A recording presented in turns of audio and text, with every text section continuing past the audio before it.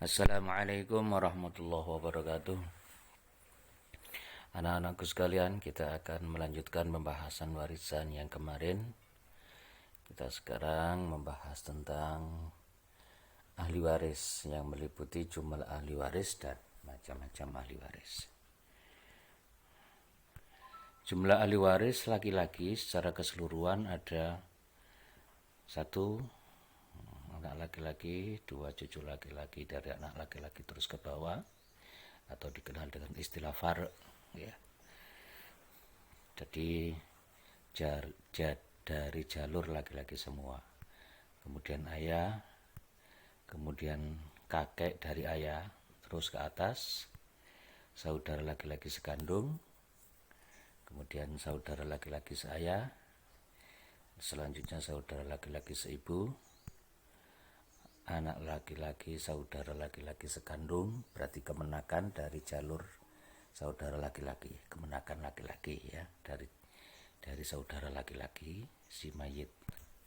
Kemudian anak laki-laki saudara laki-laki seayah atau kemenakan, jadi kemenakannya mayit dari saudara seayah, kemenakan laki-laki dari saudara laki-laki, gitu ya. Kemudian paman sekandung dengan ayah, berarti pamannya si mayit, tapi sekandung dengan ayah. Selanjutnya paman seayah dengan ayah. Jadi paman seayah dengan ayah, paham nggih? Jadi saudaranya ayah, seayah, tunggal bapak. Kemudian anak laki-laki paman sekandung atau sepupu. Jadi ini merupakan turunan dari itu tadi, paman sekandung dengan ayah. Selanjutnya anak laki-laki paman seayah atau sepupu juga. Ini turunan dari paman seayah dengan ayah. Kemudian suami, terus orang laki-laki yang memerdekakan budak. Kalau seandainya keseluruhan ahli waris itu semuanya ada, maka dari 15 ahli waris laki-laki tersebut yang mendapatkan bagian hanya 3 orang, yaitu ayah, kemudian anak laki-laki, kemudian suami. Jadi 3 ahli waris laki-laki, 3 orang ini semuanya pasti mendapatkan bagian. Tapi kalau yang selebihnya, yang 12 orang, itu tidak pasti, belum, kadang-kadang malah tidak mendapatkan bagian. Nah, orang yang semula menjadi ahli waris tetapi karena terhalang oleh ahli waris yang lain, ini disebut dengan mahjub. Ini nanti akan kita bahas bersama nanti, ya. Selanjutnya ahli waris perempuan. Ahli waris perempuan secara keseluruhan ada 10 orang. Yang pertama anak perempuan. Kemudian cucu perempuan dari anak laki-laki. Ya, cucu perempuan dari anak laki-laki. Paham nggih? Kemudian ibu. Selanjutnya nenek dari ayah. Kemudian nenek dari ibu. Selanjutnya saudara perempuan sekandung. Terus saudara perempuan seayah. Kemudian saudara perempuan seibu. Selanjutnya istri. Dan terakhir orang perempuan yang memerdekakan budak. Jika 10 ahli waris perempuan itu ada semua, maka yang berhak mendapatkan hanya 5 orang, yaitu istri, anak perempuan dari anak laki-laki, ya. Kemudian ibu, kemudian saudara perempuan sekandung.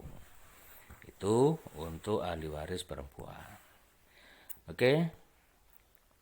Sekarang macam-macam bagian ahli waris, ya, macam-macam ahli waris. Ada dzawil furud.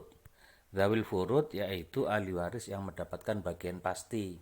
Yang dimaksud pasti itu prosentasenya jelas, apa? Setengah. Berarti kan ada mendapatkan bagian setengah, dapat bagian seperempat, dapat bagian seperdelapan, dapat bagian seperenam, dapat bagian 2/3. Itu yang dimaksud dengan bagian yang pasti.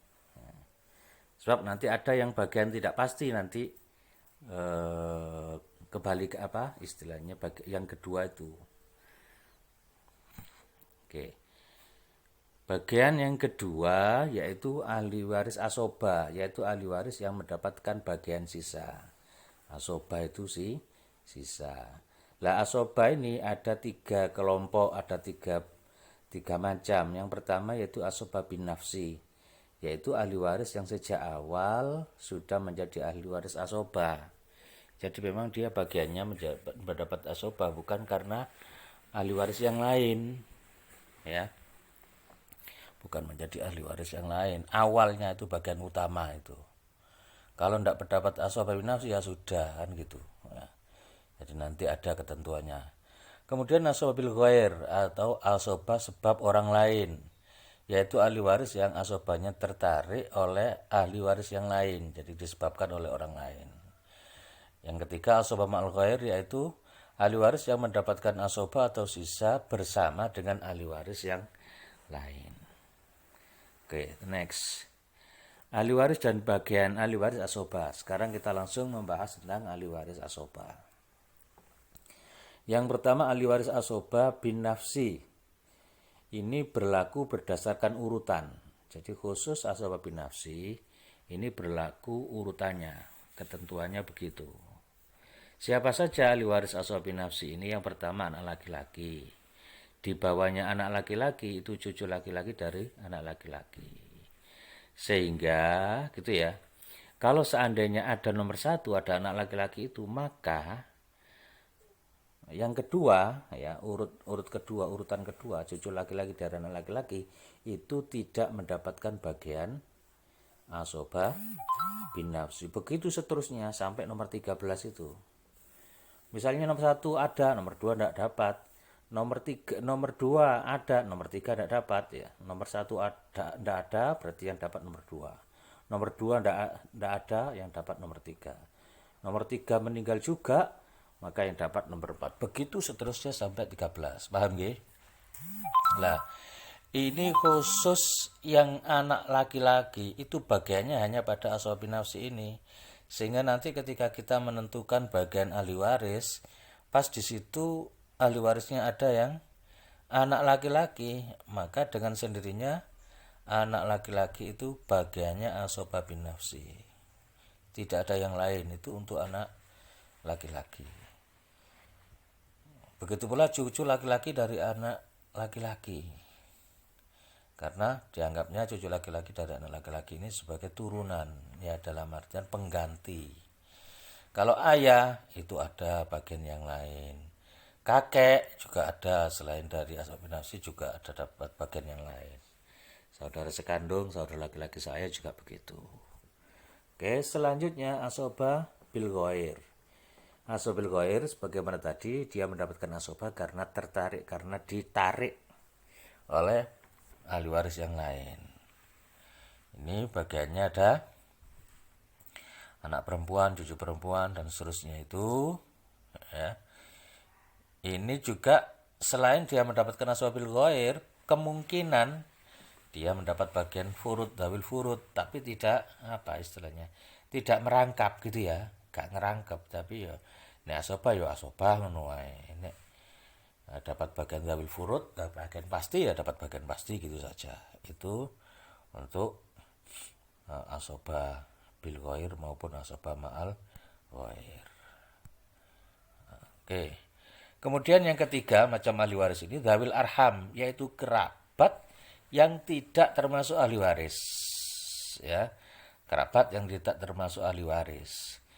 Nah, mereka bisa mendapatkan warisan apabila tidak ada ahli waris dzawil furud yang berhak menerima rot dan tidak ada pula ahli waris asoba. Ya. Jadi tidak ada ahli waris sama sekali. Itu nanti akhirnya apa? Keluarga yang bukan ahli waris ini bisa mendapatkan bagian. Kerabat yang termasuk kategori dzawil arham antara lain kalau dari perempuan itu bebek sekandung dengan ayah, bebek sekandung dengan ayah, bebek sekandung dengan ibu. Itu sejak awal memang dia tidak dapat bagian, kecuali memang si orang yang meninggal ini tidak punya ahli waris sama sekali, katakan begitu, tidak punya ahli waris baik dzawil furud ya atau dzawil asoba. Kemudian dawil arham dari pihak laki-laki, kakek laki-laki dari ibu, ini tidak termasuk. Paman sekandung dengan ibu, anak laki-laki dari saudara perempuan, dan anak-anak dari anak perempuan. Oke. Selanjutnya ini contoh ya, contoh bagian warisan. Misalnya nanti ini kita yang sederhana saja. Seseorang mati meninggalkan